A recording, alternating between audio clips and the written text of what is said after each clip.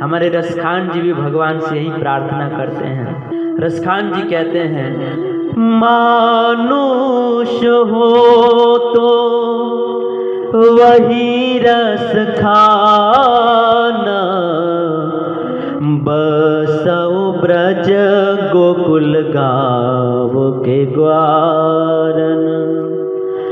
जो पशु हो तो कहाँ बस मेरो, चरौ नित नंद धेनु मझारन। पाहन हो तो वही गिरि को जो, धरयो छत्र पुरंदर कारण। जो खग हो तो करो बसेरो, कालिंदी कुल कदम्ब की डारन। राधे श्याम श्याम श्याम, राधे श्याम श्याम श्याम। रसखान जी भगवान के चरणों में दंडवत करते हुए, अश्रु बहाते हुए प्रार्थना करते हैं कि हे कृष्ण, अगर आप अगला जन्म देना चाहते हो ना, तो आप जो है मुझको अमेरिका में, कनाडा में, ऑस्ट्रेलिया में आप मुझे जन्म मत दीजिएगा। अगर आप अगला मुझे जन्म देना चाहते हैं ना प्रभु, तो आप मुझे ब्रज वृंदावन में जन्म दीजिएगा। और ब्रज वृंदावन में मुझे कोई पंडित मत बनाइएगा, मुझे कोई बहुत बड़ा विद्वान मत बनाइएगा। हे प्रभु, ब्रज वृंदावन में जो आपका गोकुल है ना, जहाँ पर आप जन्म लेकर के बाल लीला करते हैं, तो हे प्रभु, आप जो है उस गोकुल में आप जिन छोटे छोटे ग्वाल सखाओं के साथ घूमते हैं ना, उन्हीं ग्वाल सखाओं में एक छोटा सा अनपढ़ गंवार एक ग्वाल बना दीजिएगा।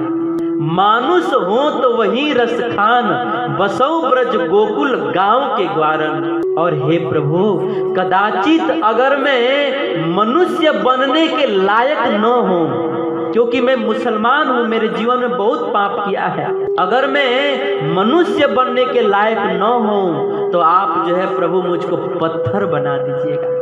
लेकिन हे प्रभु, पत्थर भी मुझे हिमालय पर्वत का पत्थर मत बनाइएगा। हे प्रभु, अगर आप मुझे पत्थर ही बनाना चाहते हैं ना, तो ब्रज वृंदावन में जिस गिरिराज गोवर्धन को आपने अपने कानी नख पर धारण किया था, उस गिरिराज पर्वत का एक टुकड़ा बना दीजिएगा।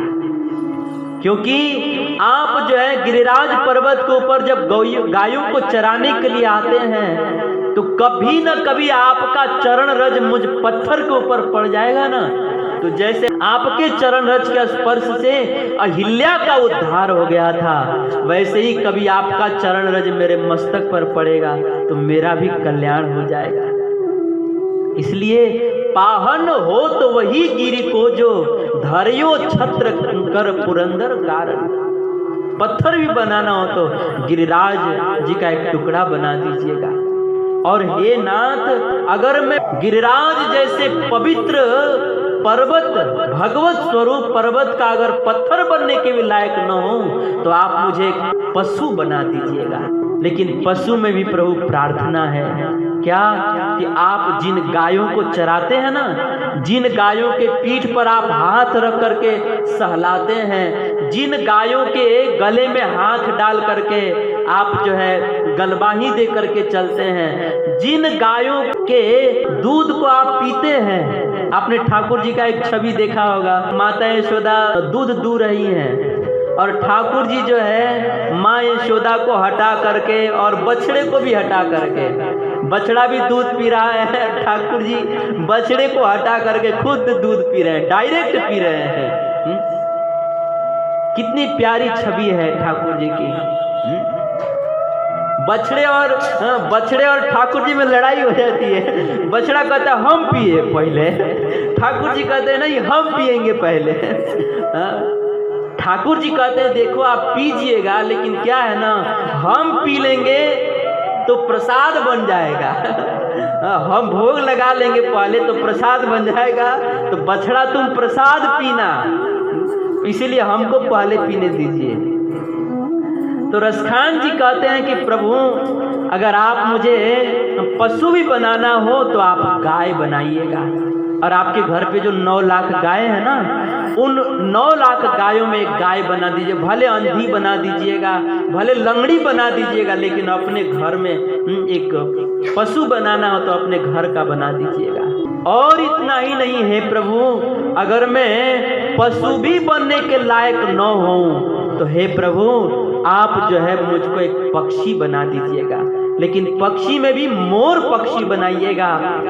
मैं मोर पक्षी इसलिए बनना चाहता हूँ क्योंकि आपको मोर पंख बहुत प्रिय है। आप मोर पंख को अपने मस्तक पर धारण कर लेंगे तो मेरा जीवन सफल हो जाएगा। आप जब यमुना नदी में स्नान करेंगे तो यमुना के तट पर जो कदम्ब का पेड़ है, उस कदम्ब के पेड़ पर मैं बैठ करके अपलक नेत्रों से आपका दर्शन कर करके मैं अपने जीवन को सफल बना लूंगा। और मोर इसलिए भी बनाइएगा क्योंकि जब आप बांसुरी बजाएंगे ना तो मैं आपके सामने नाच नाच के दिखाऊंगा, इसलिए मोर बना दीजिए, पक्षी बना दीजिए। तो कहने का भाव यह है कि ब्रज वृंदावन के पशु और पक्षी भी धन्य हैं। इसीलिए बड़े बड़े महापुरुष लोग जो है ब्रज वृंदावन में पशु शरीर प्राप्त करने के लिए, पक्षी का शरीर प्राप्त करने के लिए भगवान से प्रार्थना करते हैं।